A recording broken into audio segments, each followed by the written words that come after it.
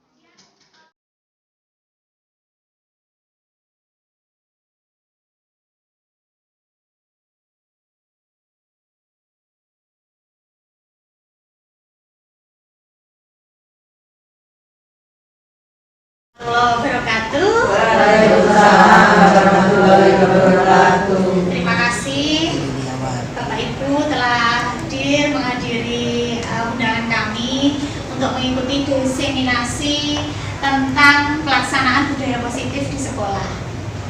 Mohon diklik.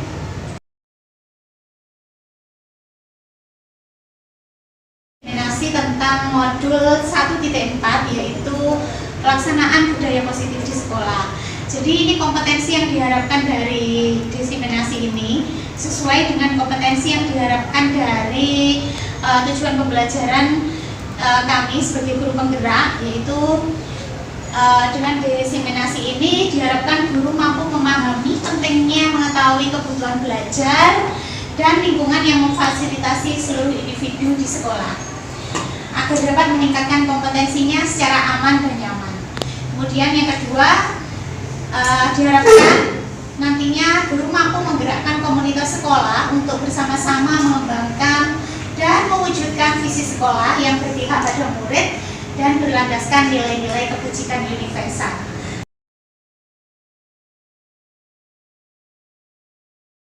Kita dalam diseminasi kali ini yaitu yang pertama tentang disiplin positif dan nilai-nilai kebajikan universal.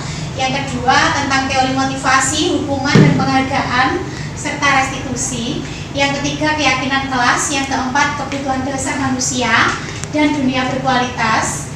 Yang kelima tentang 5 posisi kontrol, dan yang keenam tentang pelaksanaan segitiga restitusi untuk menyelesaikan masalah siswa. Kita sebagai guru itu selalu berpandangan bahwa kita itu bisa mengontrol murid, kemudian kita bisa mengkritik dan bisa membuat orang lain merasa bersalah, itu bisa menguatkan karakter. Kemudian kita juga berilusi bahwa semua penguatan positif itu efektif dan bermanfaat. Lalu kita juga berilusi bahwa orang dewasa memiliki hak untuk memaksa. Saya ceritakan kemarin tentang restitusi. Restitusi itu apa sebenarnya? Sebenarnya ini sudah lama mungkin istilah ini dikenal oleh Bapak Ibu guru yang senior, tapi mungkin di sini ada nama baru di modul ini yaitu restitusi. Jadi ciri-cirinya restitusi itu adalah sebenarnya sebuah cara untuk menyelesaikan masalah siswa yang ciri-cirinya itu adalah bukan untuk menebus kesalahan, namun untuk belajar dari kesalahan. Kemudian yang kedua untuk memperbaiki hubungan. Yang ketiga berisi tawaran-tawaran bukan paksaan. Kemudian yang keempat, restitusi itu menuntut untuk melihat ke dalam diri. Yang keenam, restitusi diri adalah cara yang paling baik. Yang ketujuh, restitusi fokus pada karakter bukan tindakan. Dan yang kedelapan, restitusi fokus pada solusi. Serta restitusi mengembalikan murid yang berbuat salah kepada kelompoknya sehingga dia menjadi orang yang sama atau normal sesuai dengan kelompoknya itu. Upaya pembentukan kesepakatan kelas ini saya yakin sebenarnya Bapak dan Ibu guru sudah melaksanakan ini kan di awal pembelajaran atau awal semester. Nah, di sini di modul 1.4 guru penggerak ini dibahas tentang itu. Tapi namanya bukan kesepakatan kelas melainkan keyakinan kelas. Tapi di sini saya membuat slide-nya itu kesepakatan kelas karena mungkin yang terbiasa kita lakukan di sekolah kita yang sudah ada potensi yang sudah kita miliki, kita selalu membuat kesepakatan kelas di awal semester atau awal pembelajaran. Bukan begitu ya, Bapak Ibu guru ya? Ya. Jadi saya telah melihat beberapa Bapak Ibu guru itu banyak yang membuat kesepakatan kelas di awal.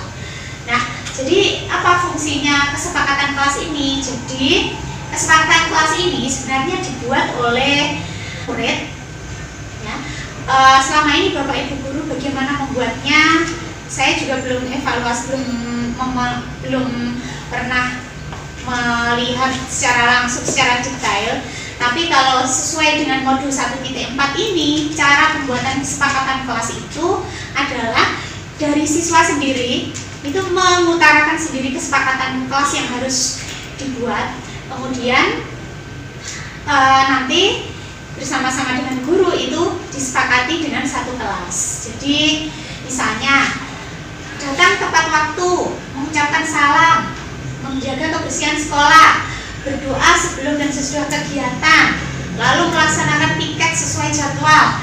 Nah, itu nanti ditulis oleh siswa sendiri sesuai pemikiran mereka, lalu ditempelkan di kelas, dan nanti itu akan menjadi suatu keyakinan yang diyakini mereka sebagai suatu nilai kebajikan universal yang harus mereka ikuti atau yang harus mereka laksanakan.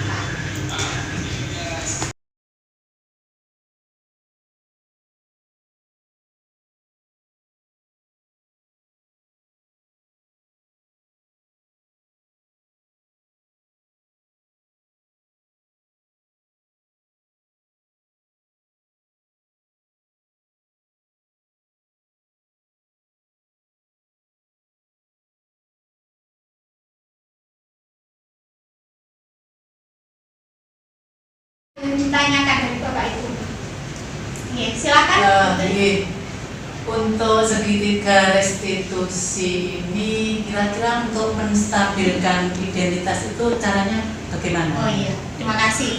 Saya jawab langsung ya. Jadi untuk tahapan yang pertama ini ya, menstabilkan identitas itu adalah tahapan di mana guru itu menstabilkan identitas murid. Menstabilkannya bagaimana? Yaitu kalau orang melakukan kesalahan itu kan akhirnya dia terpuruk atau malu atau minder. Nah, kita menstabilkan identitas mereka dengan cara membuat mereka tidak merasa minder, tidak merasa bahwa dia menjadi orang yang gagal. Jadi kesalahan yang dia buat pasti akan membuat mereka merasa gagal melakukan sesuatu. Nah, ini di tahapan menstabilkan identitas kita harus membuat mereka percaya diri dulu, bukan merasa menjadi orang yang gagal. Jadi bahasa daerah kita gede hati seperti itu.